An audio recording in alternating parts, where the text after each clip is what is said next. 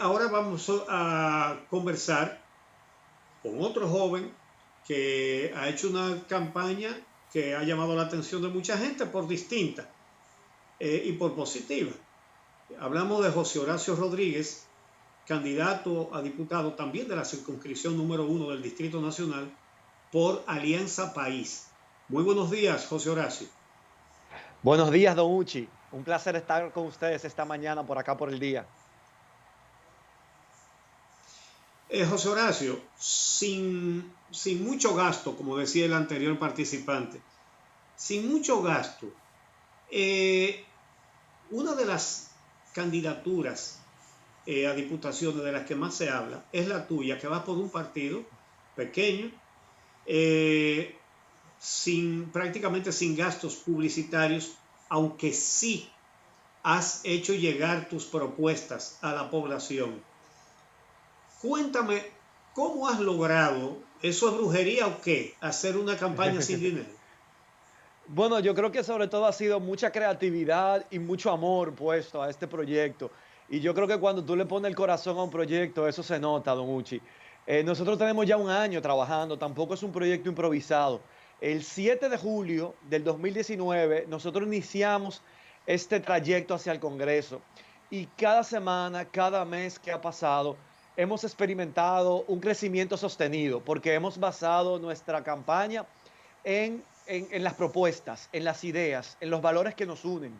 Hemos hecho un recorrido donde cada semana hemos tenido encuentros ciudadanos, nos hemos estado reuniendo y así es como hemos dado a conocer nuestras propuestas a través de encuentros ciudadanos en diferentes sectores de la capital, que en un inicio eran presenciales, pero que luego de iniciada la pandemia continuaron esos encuentros por la vía digital, por la vía virtual. Y además mucha creatividad, propuestas necesarias en nuestro país, muy necesarias. Es evidente que aquí hay deseos de un cambio y de una buena y nueva política que pueda devolver la esperanza a la gente y eso es lo que nuestra candidatura ha logrado. José Horacio, Amelia. hemos visto tu trayectoria, te hemos visto crecer desde los movimientos sociales con el 4% por la educación, en las manifestaciones públicas que tienen que ver con la defensa de los derechos ciudadanos, con un sinnúmero de causas. Te vimos ser uno de los principales dirigentes de Opción Democrática con Minú y ahora en Alianza País te integras junto a Minú a este proyecto que encabeza Guillermo Moreno. Quisiéramos saber en qué consiste esa propuesta de la buena política, que es la propuesta que dice Uchi que se ha dado a conocer a través de las redes sociales y de diferentes formas y todo el mundo quiere saber qué es ese movimiento que estás impulsando y a qué te refieres, qué es lo que quieres llevar al Congreso cuando propones eso que llamas la buena política. Bueno, digo que la buena política es una acción colectiva por el bienestar colectivo, en contraste con una mala política que trata de ganarse los votos de la ciudadanía, ofreciendo a cambio un favor directo, a cambio de tu voto, ofreciendo un empleo, ofreciendo una prebenda, dinero. La buena política no. La buena política lo que tiene para ofrecer a cambio del voto es una buena gestión de lo público, el compromiso de ir a trabajar en defensa del bien común, asegurarnos que desde el Congreso Nacional vamos a leer cada proyecto de ley que pase por nuestras manos, vamos a estudiarlo, nos vamos a asesorar de expertos técnicos en esas áreas para poder definir una posición y un voto que sea el más conveniente para el país. La buena política es transparente y rinde cuentas y eso ha sido algo que ha distinguido y diferenciado nuestra candidatura de cualquier otra, creo que a nivel nacional. Nosotros tenemos el compromiso y así lo hemos hecho desde el pasado mes de julio de transparentar el financiamiento de nuestra campaña.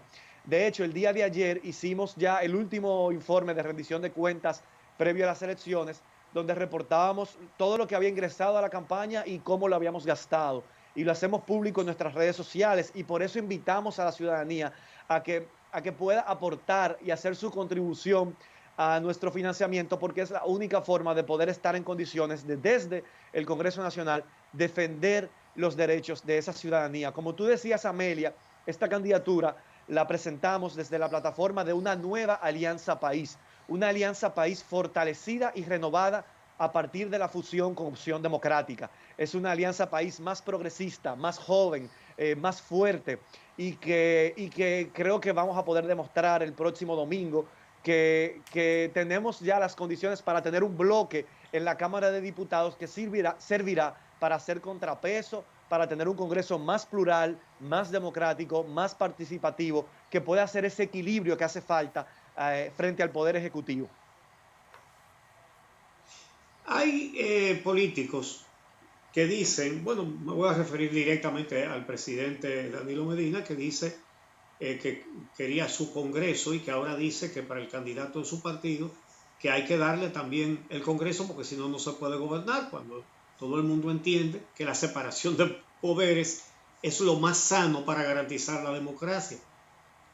Si tú ganas la diputación, es muy probable que el Poder Ejecutivo lo tenga otro partido, como se ven las cosas, ¿verdad? Tú tienes iniciativas específicas para que el gobierno, para que el Congreso, perdón, haga una función que no ha hecho, que es la de ser control del Poder Ejecutivo. Sí, y yo creo que eso descansa, esa posibilidad de que el Congreso sea control, fiscalizador del Poder Ejecutivo, es una posibilidad que descansa en las manos del pueblo dominicano, que va a elegir en las urnas el próximo domingo y que por primera vez en la historia electoral de la República Dominicana podrá votar en total libertad, sin ningún arrastre. Ya el partido no se puede adueñar de nuestro voto. Nosotros podemos elegir en libertad presidente, senador y diputado. Y es una oportunidad única que tiene la ciudadanía consciente de la República Dominicana para lograr tener ese Congreso más plural. Porque si elegimos un Congreso que esté controlado por el propio partido en el gobierno, se dificultará mucho que pueda ejercer ese rol de contrapeso, ese rol de equilibrio. Entre mis propuestas de agenda legislativa que buscan tratar de promover las reformas estructurales que nos permitan tener una justicia independiente, que trata de promover un marco legal y un compromiso de fiscalización para tener un medio ambiente y un ecosistema más protegido y sostenible y preservado, y también que lucha por la defensa de los derechos humanos. Yo también incluyo la necesidad de aprobar una ley de fiscalización que fortalezca los mecanismos a través de los cuales el Congreso puede ejercer esa tarea tan importante de fiscalización, pero que también establezca un marco legal que obligue a las instituciones del Estado que son fiscalizadas a dar una respuesta a los requerimientos del Congreso Nacional. En el pasado ha sucedido que en ese ejercicio fiscalizador el Congreso ha podido establecer informes y recomendaciones a instituciones públicas que luego son ignoradas. Necesitamos un marco legal que obligue a esas instituciones a dar respuesta y que si no lo hace, que establezca un régimen de consecuencias, sanciones a las instituciones que ignoren el llamado o las recomendaciones del Congreso Nacional en una determinada área específica cuando ejerce ese rol fiscalizador y de equilibrio. José Horacio, además de esta propuesta, quisiéramos conocer cuáles son los otros ejes de tus propuestas legislativas para el Congreso. Mira, yo tengo 31 años, Amelia, y como tú dijiste, he participado en muchos movimientos sociales. De hecho, la primera vez que tomé una pancarta en mis manos fue en el año 2003, con un movimiento que se llamó Ya Está Bueno, hace ya 17 años. Yo tenía apenas 14 años. Y en lo que yo tengo de vida, el movimiento social que yo reconozco más exitoso por la capacidad de movilizar mayor cantidad de personas y cubrir todo el territorio nacional fue la Marcha Verde. Durante todo el 2017 y casi todo el 2018, la Marcha Verde movilizó a cientos de miles de dominicanos en todo el territorio nacional. Y el principal reclamo de ese movimiento fue el fin de la corrupción y el fin de este reinado de impunidad que nos hace más pobres a los dominicanos y a las dominicanas. Y al día de hoy, al 2020, la clase política dominicana y el sistema de justicia no han sido capaces de dar una respuesta a ese reclamo noble de la ciudadanía dominicana de poner fin a la corrupción y a la impunidad. No hay un preso por los escándalos de Odebrecht, no hay ni siquiera un juicio de fondo abierto, porque el que había se cayó y comenzó de cero ahora. Entonces, yo creo que el relevo político que se va a producir el próximo 5 de julio, el próximo domingo, que está en las manos de este pueblo dominicano, ese relevo político tiene que ser un relevo comprometido con dar una respuesta a ese reclamo de la ciudadanía organizada. Y yo creo que esa respuesta pasa por nosotros cambiar la forma en cómo se elige al Procurador General de la República, que sea una elección producto de una decisión más democrática y más plural y más independiente. Yo creo que quizá nosotros deberíamos considerar que esa elección debiera darse por manos de un nuevo Consejo Nacional de la Magistratura, que a su vez también tiene que ser reconfigurado para tener un Consejo Nacional de la Magistratura también más plural, más democrático y más participativo, que a la hora de elegir a los jueces de la Suprema Corte de Justicia se pueda tomar en cuenta la voz de los usuarios del sistema de justicia, de los profesionales del derecho, de las academias y las facultades de derecho, como una forma de democratizar ese consejo. Yo creo que hace falta también establecer candados para que el poder político no pueda elegir sus jueces en la Suprema Corte de Justicia, sino que sean los jueces de una carrera judicial, de personas que se hayan formado para impartir justicia. Candados como que los jueces de la Suprema Corte de Justicia deban ser jueces de carrera judicial, para evitar lo que ha pasado en el pasado reciente, donde se elige en la cúspide del Poder Judicial a personas de la íntima confianza del presidente de turno. Yo creo también que otro de esos candados que se deben establecer es que los jueces sean inamovibles, como lo fue producto de la reforma constitucional del 94, que permitió poder tener una justicia más independiente, como lo fue la Suprema presidida por el ex magistrado Jorge Subero Isa.